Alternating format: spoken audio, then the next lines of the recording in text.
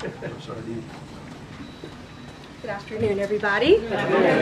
How are we? Good to see all of you. It's an honor to be here with all of you. A lot of familiar faces in the room, a lot of new faces. And President Trump is back, and the golden age of America has most definitely begun. The Senate has already confirmed 5 of President Trump's exceptional cabinet nominees: Secretary of State Marco Rubio, Defense Secretary Pete Hegseth, CIA Director John Ratcliffe, Homeland Security Secretary Kristi Noem, and Treasury Secretary Scott Bessent. It is imperative that the Senate continues to confirm the remainder of the president's well-qualified nominees as quickly as possible. As you have seen during the past week, President Trump is hard at work fulfilling the promises that he made to the American people on the campaign trail.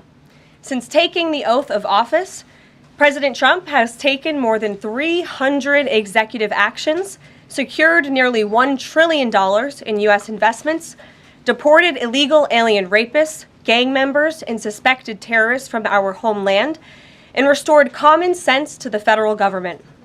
I want to take a moment to go through some of these extraordinary actions. On day 1, President Trump declared a national emergency at our southern border to end the 4-year-long invasion of illegal aliens under the previous administration. Additionally, President Trump signed an executive order to end catch and release and finish construction of his effective border wall.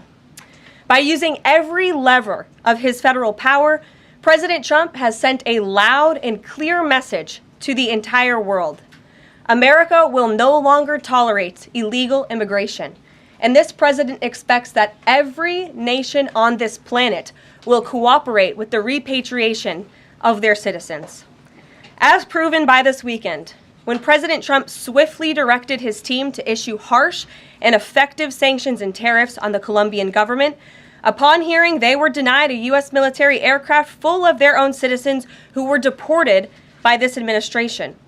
Within hours, the Colombian government agreed to all of President Trump's demands, proving America is once again respected on the world stage. So, to foreign nationals who are thinking about trying to illegally enter the United States, think again. Under this president, you will be detained and you will be deported. Every day, Americans are safer because of the violent criminals that President Trump's administration is removing from our communities. On January 23rd, ICE New York arrested a Turkish national for entry without inspection who is a known or suspected terrorist. On January 23rd, ICE San Francisco arrested a citizen of Mexico unlawfully present in the United States who has been convicted of continuous sexual abuse of a child aged 14 years or younger. ICE St. Paul has arrested a citizen of Honduras who was convicted of 4th-degree criminal sexual conduct with a minor. ICE Buffalo arrested a citizen of Ecuador who has been convicted of rape. ICE Boston arrested a citizen of the Dominican Republic who has a criminal conviction for 2nd-degree murder. This criminal was convicted of murder for beating his pregnant wife to death in front of her 5-year-old son. And ICE St. Paul also arrested a citizen of Mexico who was convicted of possessing pornographic material of a minor on a work computer.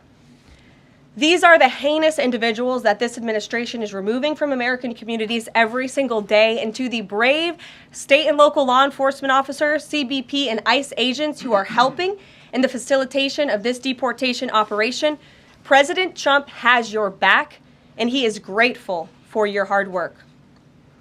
On the economic front, President Trump took immediate action to lower costs for families who are suffering from 4 long years of the Biden administration's destructive and inflationary policies.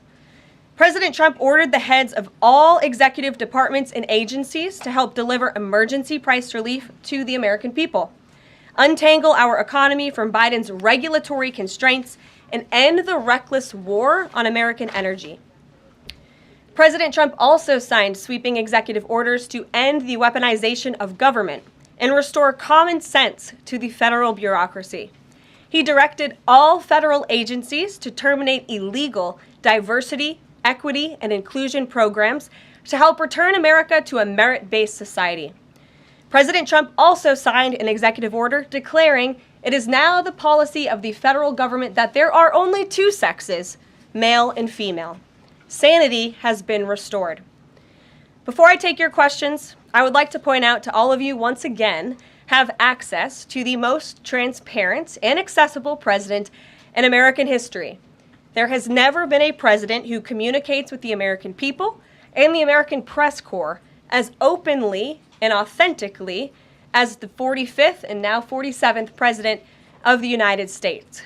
This past week, President Trump has held multiple news conferences, gaggled on Air Force One multiple times, and sat down for a two-part interview on Fox News, which aired last week.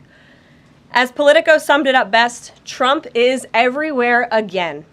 And that's because President Trump has a great story to tell about the legendary American revival that is well underway. And in keeping with this revolutionary media approach that President Trump deployed during the campaign, the Trump White House will speak to all media outlets and personalities, not just the legacy media who are seated in this room. Because according to recent polling from Gallup, Americans' trust in mass media has fallen to a record low.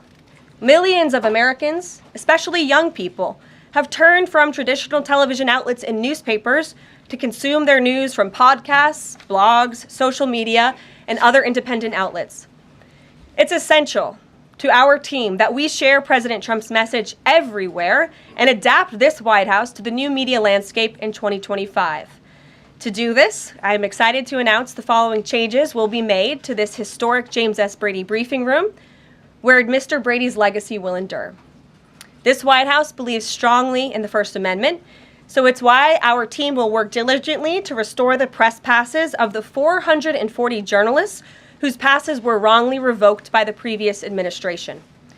We're also opening up this briefing room to new media voices who produce news-related content and whose outlet is not already represented by one of the seats in this room. We welcome independent journalists, podcasters, social media influencers, and content creators to apply for credentials to cover this White House. And you can apply now on our new website, whitehouse.gov/new media. Starting today, this seat in the front of the room, which is usually occupied by the press secretary's staff, will be called the new media seat. My team will review the applications and give credentials to new media applicants who meet our criteria and pass United States Secret Service requirements to enter the White House complex. So in light of these announcements, our first questions for today's briefing will go to these new media members whose outlets, despite being some of the most viewed news websites in the country, have not been given seats in this room. And before I turn to questions, I do have news directly from the President of the United States that was just shared with me in the Oval Office from President Trump directly, an update on the New Jersey drones. After research and study, the drones that were flying over New Jersey in large numbers were authorized to be flown by the FAA for research and various other reasons. Many of these drones were also hobbyists, recreational, and private individuals that enjoy flying drones. In time, it got worse due to curiosity. This was not the enemy. A statement from the President of the United States to start this briefing with some news. And with that, I will turn it over to questions. And we will begin with our new media members, Mike Allen from Axios, Matt Boyle from Breitbart. Mike, why don't you go ahead? Thank you very much. Caroline, does the president see anything fishy about DeepSeek, either its origins or its cost? And could China's ability to make these models quicker, cheaper, affect our thinking about expanding generation data centers, chip manufacturing? Sure. The president was asked about DeepSeek last night on Air Force One when he gaggled for, I think, the third or fourth time throughout the weekend with members of the traveling press corps. The president said that he believes that this is a wake-up call to the American AI industry. The last administration sat on their hands and allowed China to rapidly develop this AI program. And so President Trump believes in restoring American AI dominance. And that's why he took very strong executive action this past week to sign executive orders to roll back some of the onerous regulations on the AI industry. And President Trump has also proudly appointed the first AI and crypto czar at this White House, David Sachs, whom I spoke with yesterday, very knowledgeable on this subject, and his team is here working every single day to ensure American AI dominance. As for the national security implications, I spoke with NSC this morning. They are looking into what those may be, and when I have an update, I will share it with you, Mike. Carolyn, you say restore U.S. dominance. Is there a fear that the U.S. either is falling or has fallen behind? And how would the president make sure the U.S. stays ahead? No, the president is confident that we will restore American dominance in AI. Yeah, so Caroline, first off, thank you to you and President Trump for actually giving voices to new media outlets that represent millions and millions of Americans. The thing I would add, I've got a two-part question for you. The first is just can you expand upon what steps the White House is going to take to bring more voices, not less, which is what our founder, Andrew Breitbart, believed in, into this room where they rightfully belong? Yeah. Absolutely. And as I said in my opening statement, Matt, it is a priority of this White House to honor the First Amendment. And it is a fact that Americans are consuming their news media from various different platforms, especially young people. And as the youngest press secretary in history, thanks to President Trump, I take great pride in opening up this room to new media voices to share the president's message with as many Americans as possible. In doing so, number one, we will ensure that outlets like yours, Axios and Breitbart, which are widely respected and viewed outlets, have an actual seat in this room every day. We also, again, encourage anybody in this country, whether you are a TikTok content creator, a blogger, a podcaster, if you are producing legitimate news content, no matter the medium, you will be allowed to apply for press credentials to this White House. And as I said earlier, our new media website is whitehouse.gov/new media.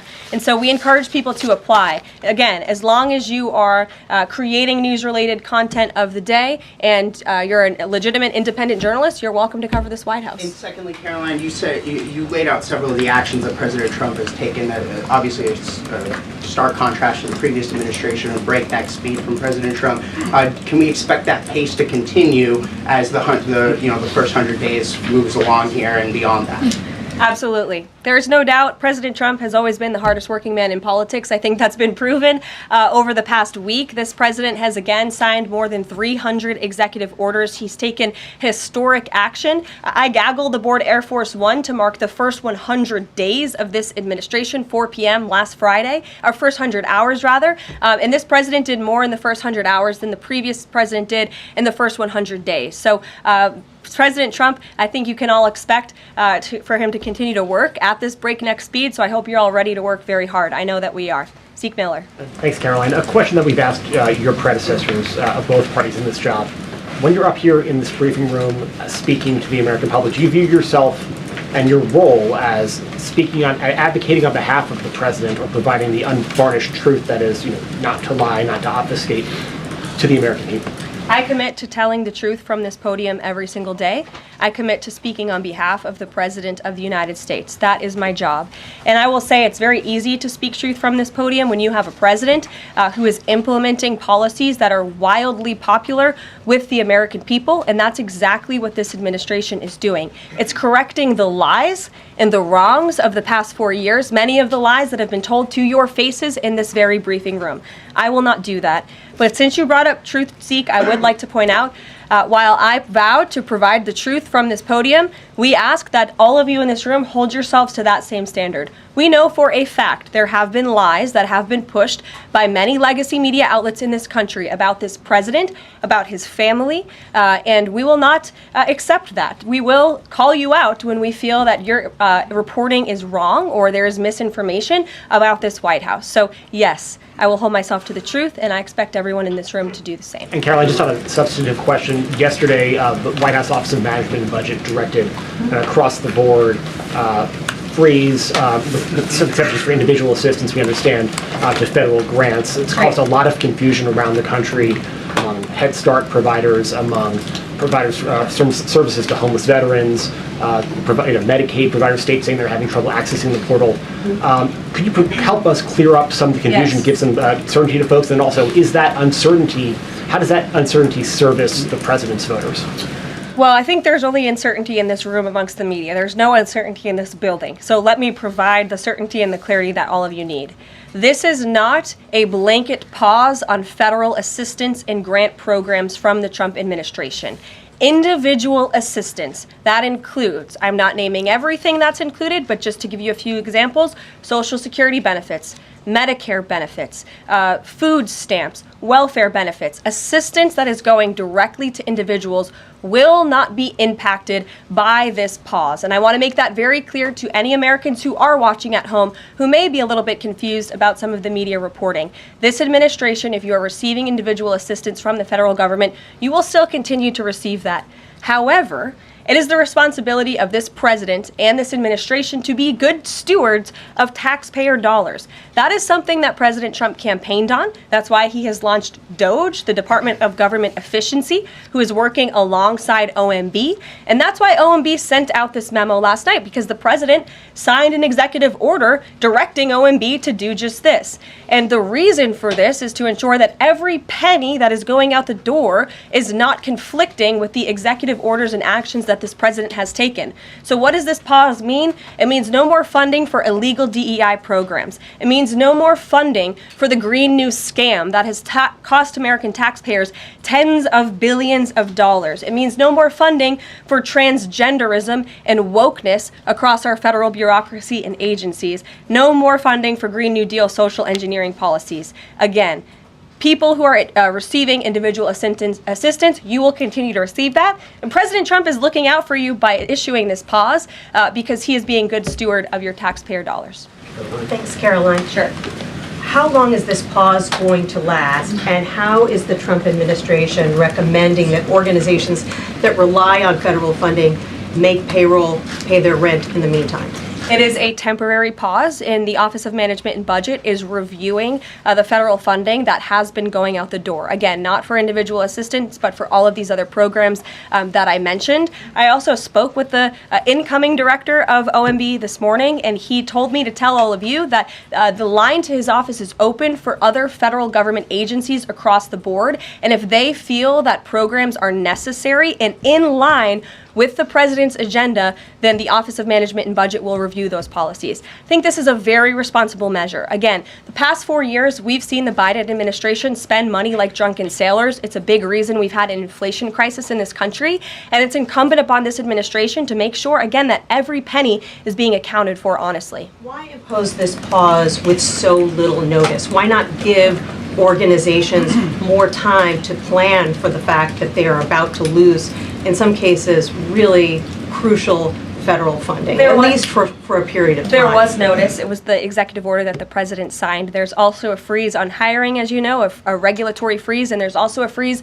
on foreign aid. And this is, again, incredibly important to ensure that this administration is taking into consideration how hard the American people are working. And their tax dollars actually matter to this administration. You know, just during this pause, DOGE and OMB have actually found that there was $37 million that was about to go out the door to the World Health Organization, which is an organization, as you all know, that President Trump, with the swipe of his pen in that executive order, is no longer wants the United States to be a part of. So that wouldn't be in line with the president's agenda. DOGE and OMB also found that there was about to be 50 million taxpayer dollars that went out the door to fund condoms in Gaza. That is a preposterous waste of taxpayer money. So that's what this pause is focused on, being good stewards of tax dollars. And so this doesn't affect Meals on Wheels or Head Start or disaster aid? Again, it does not affect individual assistance that's going to Americans. To follow up on Nancy, do you think there will be a list of who is affected and how much money is affected? How will these contractors and organizations know if they are actually having their funding frozen?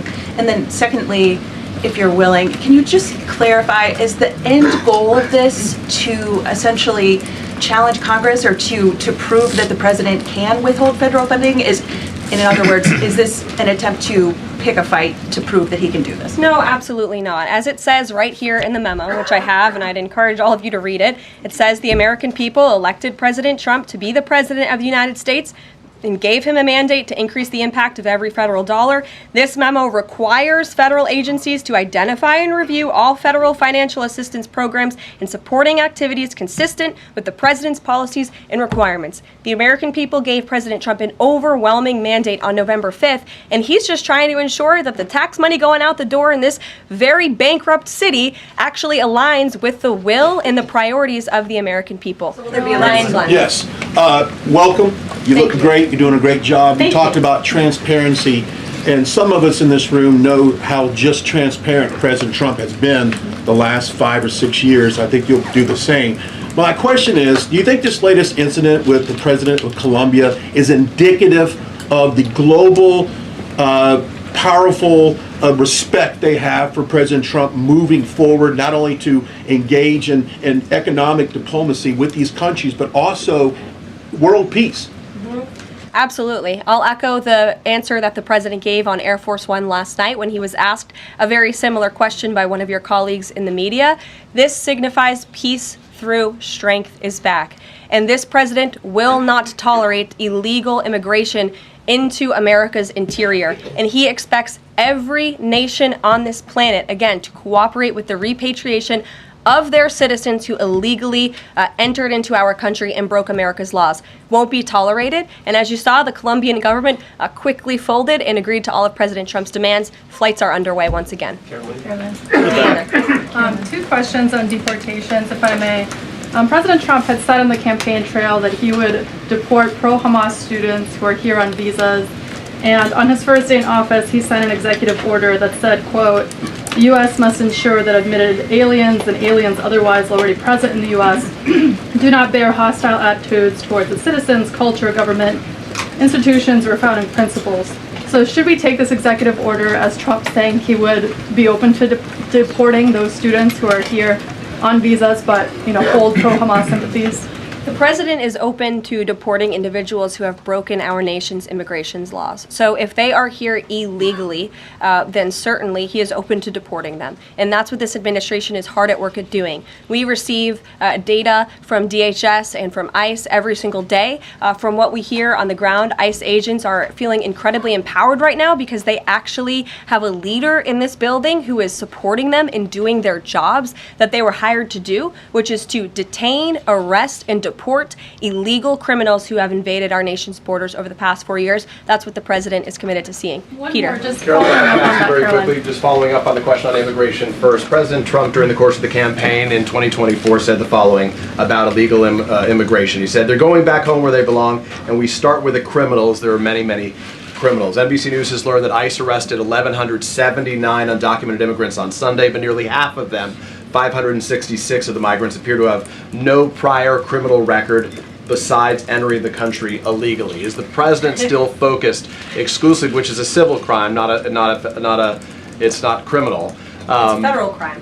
So I'm asking though, he said he was going to focus on those violent offenders first. So is violent offenders no longer the predicate for these people to be deported? The president has said countless times on the campaign trail, I've been with him at the rallies, I know you've been there covering them too, Peter, that he is focused on launching the largest mass deportation operation in American history of illegal criminals. And if you are an individual, a foreign national, who illegally enters the United States of America, you are, by definition, a criminal. And so therefore, you are subject to deportation. I apologize for interrupting. So to be clear, violent criminals do not receive precedence in terms of the deportations taking place. The president has also said two things can be true at the same time. We want to deport illegal criminals, illegal immigrants from this country, but the president has said that, of course, the illegal criminal drug dealers, the rapists, the murderers, the individuals who have committed heinous acts on the interior of our country and who have terrorized law-abiding American citizens, absolutely, those should be the priority of ICE, but that doesn't mean that the other illegal criminals who entered our nation's borders are off the table. Understood. Then let me ask you a separate question about the confusion that still exists across the country right now as it relates to the freeze or the pause as it's described.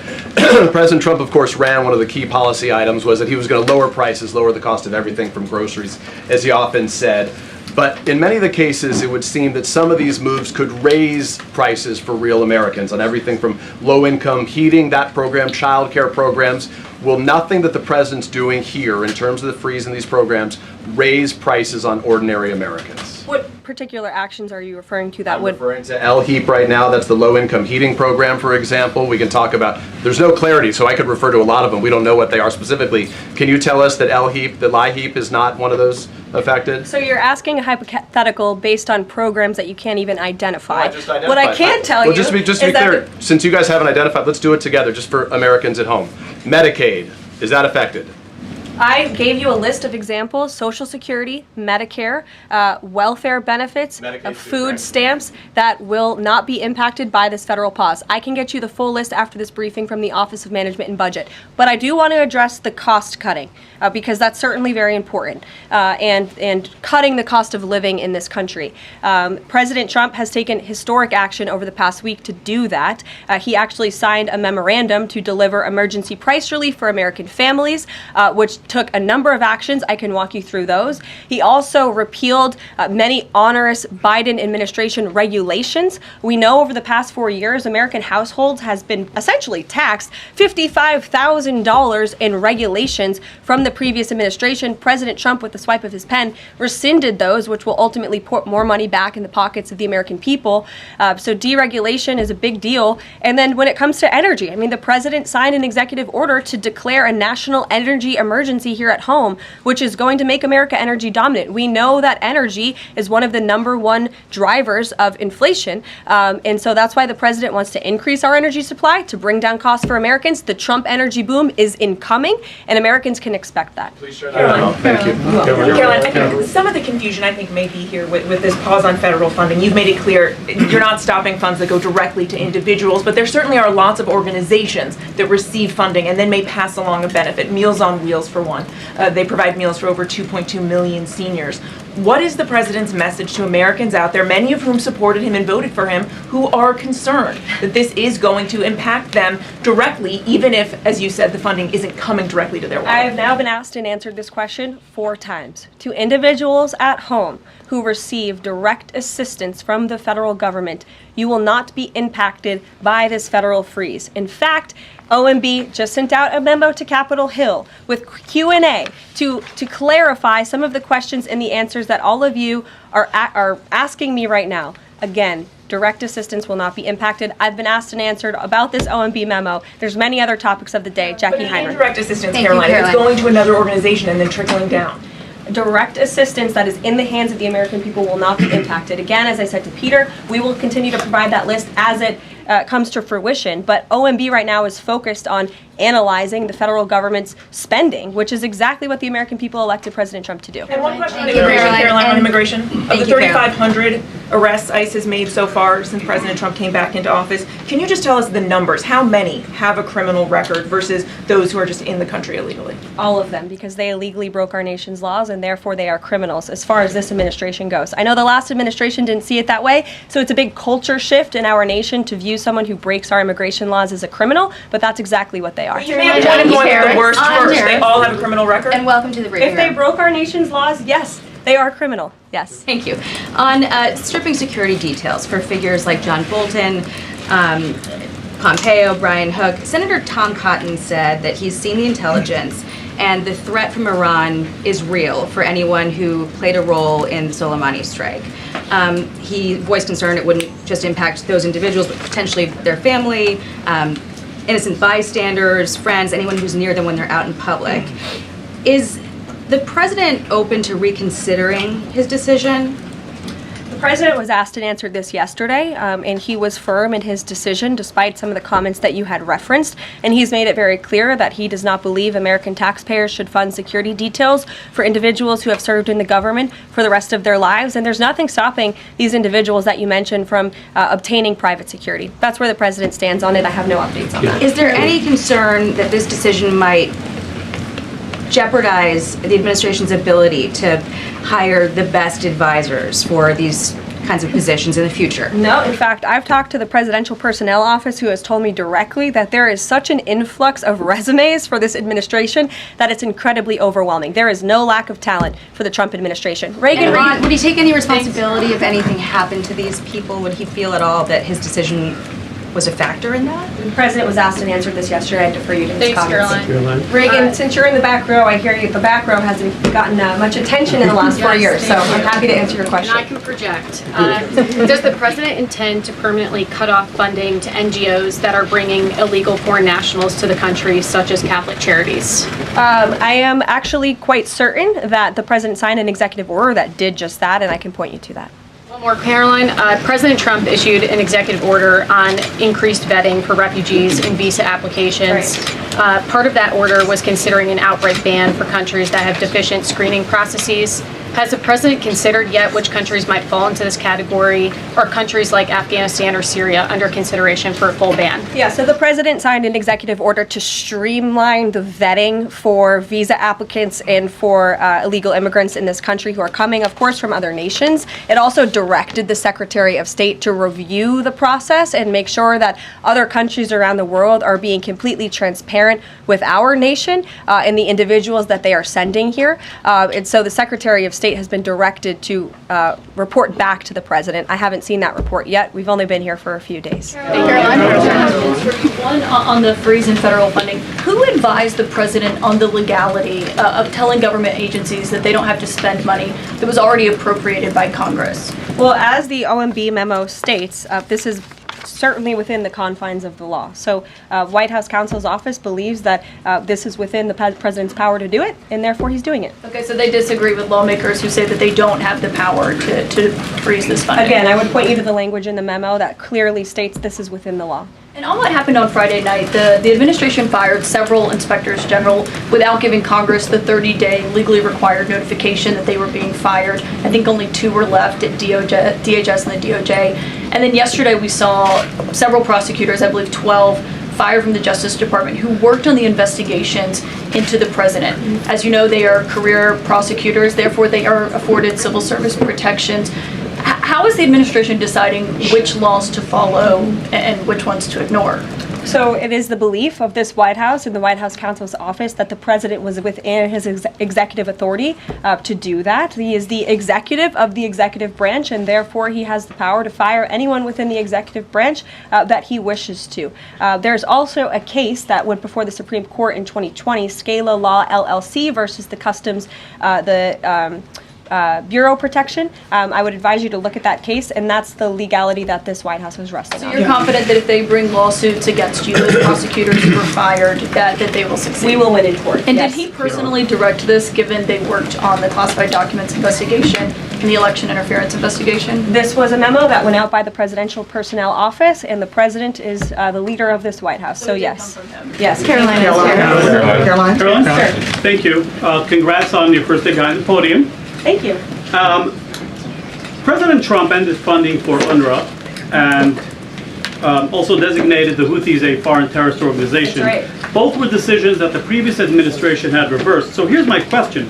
Will there be an investigation into who gave the previous administration this terrible advice? Well, that's a very good point. I haven't heard discussions about such an investigation, but it wouldn't be a bad idea considering that the Houthis certainly are terrorists. They have launched attacks on U.S. naval ships across this world, and so I think it was a very wise move by this administration to redesignate them as a terrorist group, because they are, and I think it was a foolish decision by the previous administration to do so. As for an investigation, I'm not sure about that, but it's not a bad idea. Josh. Thank you for the question. I appreciate it. Can you give us an update on the president's plans for his tariff agenda? He spoke a lot about this yesterday, and there's a couple of dates coming up that he's spoken to. Number one, February 1st, he's alluded to both the potential for tariffs for Canada and Mexico, but also China to take effect on those days. What's he thinking about that? Yeah. Should those countries expect that on the Again, first? he was asked and answered this question this past weekend when he took a lot of questions from the press, and he said that the February 1st date for Canada and Mexico still holds. What about the China 10% tariff that he also had mused about last Tuesday going into effect on the same day? Yep, the president has said that he is very much still considering that for February 1st. Separately, yesterday he talked also about sectoral tariffs on, for instance, pharmaceuticals as well as semiconductor computer chips. He talked about steel, aluminum, and copper. What's the timeline on those? Is that a similar sort of coming days thing? Yeah, so when the president talked about that in his speech yesterday, that actually wasn't a new announcement. That was within a presidential memorandum that he signed in one of the first days here in the White House on his America First trade agenda. So there's more details on those tariffs in there. As far as a date, I don't have a specific date to read out to you, but the president is committed to implementing tariffs effectively, just like he did in his first term. Finally, he also was asked on the plane when he gaggled about the potential for a universal tariff. He was asked maybe about 2.5%. There was a report about that. He said he wanted much bigger than that. Should we understand that these tariffs would add up?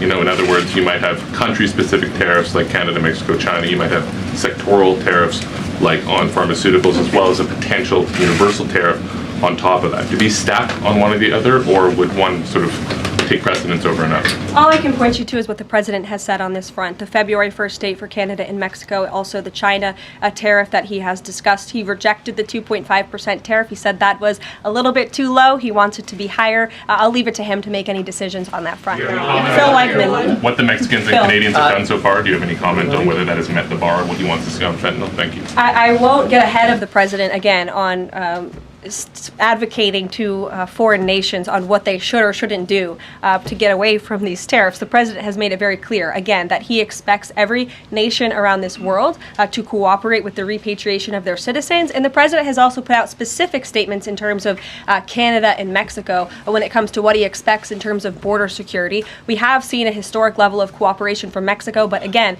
as far as I'm still tracking, and that was last night talking to the president directly, February 1st is still on the books. Phil. Thank you, Caroline.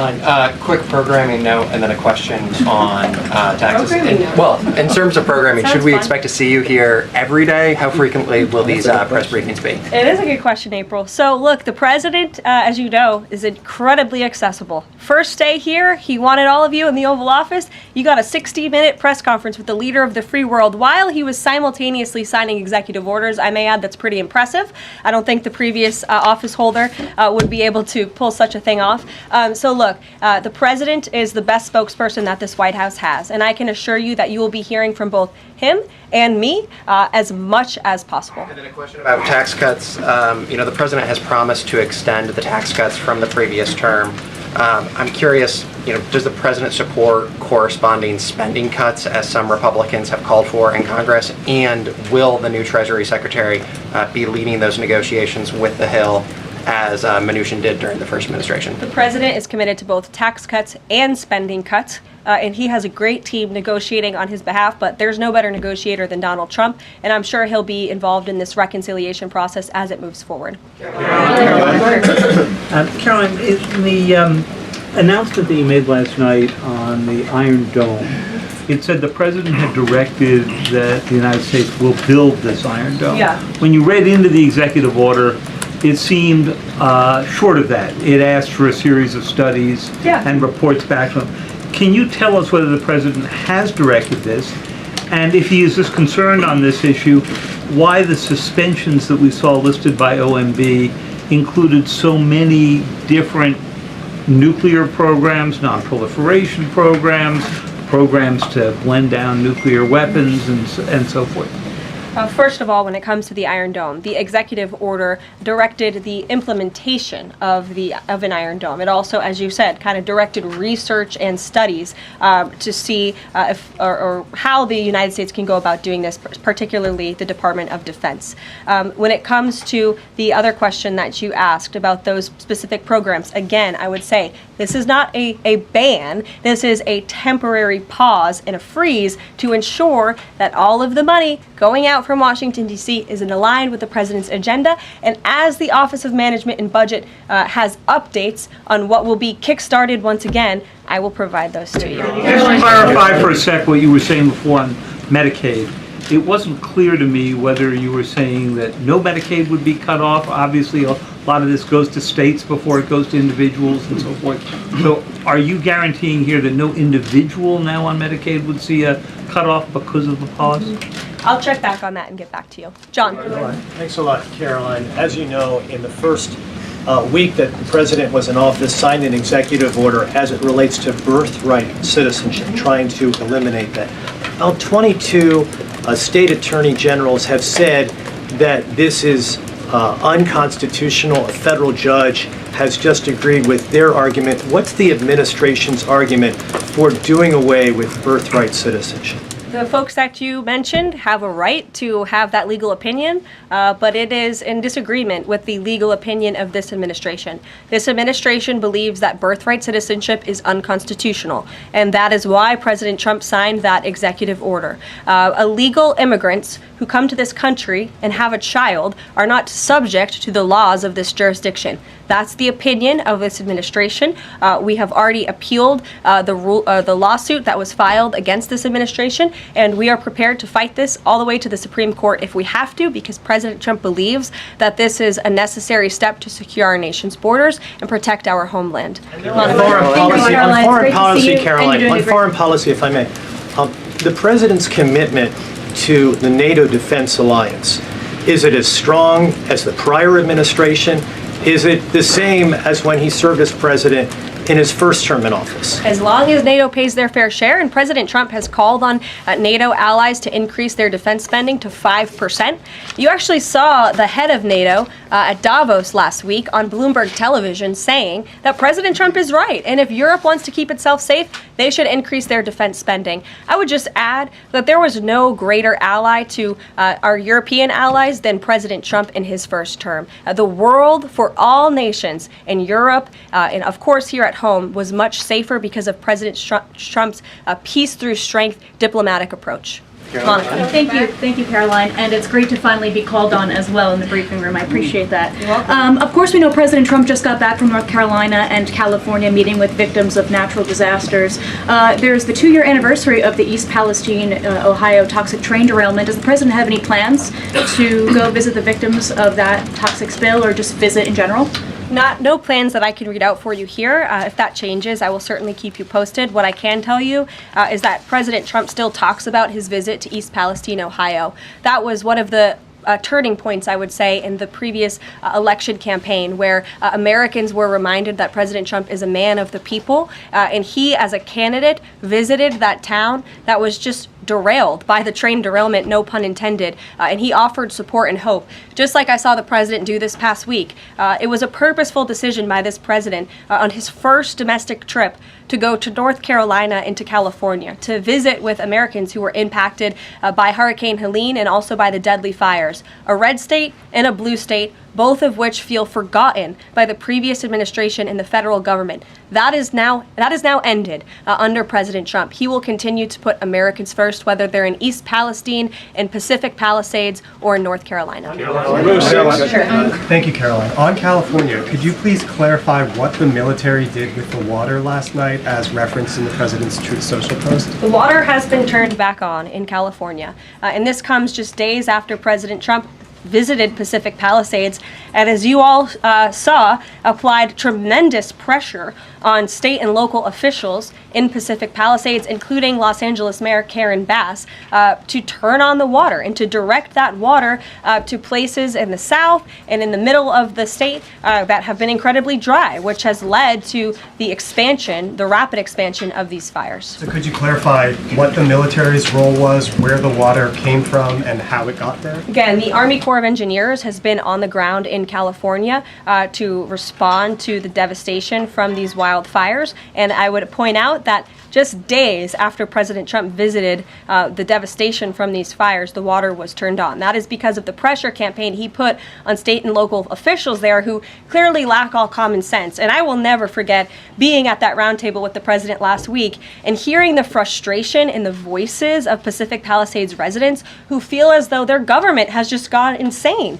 Before President Trump showed up on the scene, Karen Bass was telling private property owners that they would have to wait 18 months to access their private property. So this administration, the president and his team that's on the ground in California, Rick Grinnell, who he has designated to oversee this great crisis, it will continue to put pressure on Karen Bass and state and local officials to allow residents to access their properties. This is a huge part of it. These residents want to take part in their own clearing out of their properties. They should be able to do that. It's the United States of America. What happened to our freedom? Clearly it's gone in California, but not anymore under President Trump. April. Caroline, welcome to the briefing room. Thank you. Several questions. One on the pause. Will minority serving institutions, preferably colleges and universities, have those monies held back temporarily at this moment? Again, I have not seen the entire list because this memo was just sent out. So I will provide you all with updates as we receive them, okay? Also, secondly, when it comes to immigration, there is this southern border focus. What happens to those who've overstayed their visas? That is part of the broken immigration system. In 2023, there was a report by the Biden administration, the Homeland Security Department, that said overstays of visas were 3 times more than usual. Will there be a focus on the overstays for visas as well? If an individual is overstaying their visa, they are therefore an illegal immigrant residing in this country and they are subject to deportation. And also lastly, as we're dealing with anti-DEI, anti-woke efforts, we understand this administration is thinking about celebrating Black History Month. Have you got any word on that? Anything that you can offer to us? As far as I know, this White House certainly still intends to celebrate, and we will continue to celebrate American history and the contributions that all Americans, regardless of race, religion, or creed, have made to our great country, and America is back. Christian Daycock. Thanks, Caroline. Just real quick, you mentioned the inflation executive order the president signed, but egg prices have skyrocketed since President Trump took office. So what specifically is he doing to lower those costs for Americans? Really glad you brought this up because there is a lot of reporting out there that is putting the onus on this White House for the increased cost of eggs. I would like to point out to each and every one of you that in 2024, when Joe Biden was in the Oval Office or upstairs in the residence sleeping, I'm not so sure, egg prices increased 65% in this country. We also have seen the cost of everything, not just eggs. Bacon, groceries, gasoline have increased because of the inflationary policies of the last administration. As far as the egg shortage, what's also contributing to that is that the Biden administration and the Department of Agriculture directed the mass killing of more than 100 million chickens, which has led to a lack of chicken supply in this country, therefore a lack of egg supply, which is leading to the shortage. So I will leave you with this point. This is an example of why it's so incredibly important that the Senate moves swiftly to confirm all of President Trump's nominees, including his nominee for the United States Department of Agriculture, Brooke Rollins, who is already speaking with Kevin Hassett, who's leading the economic team here at the White House, on how we can address the egg shortage in this country. As for costs, I laid out the plethora of ways that President Trump has addressed saving costs for the American people over the past week. He looks forward to continuing doing that in the days ahead. Thank you guys. One more border question. Are Medicaid portals down in all 50 states?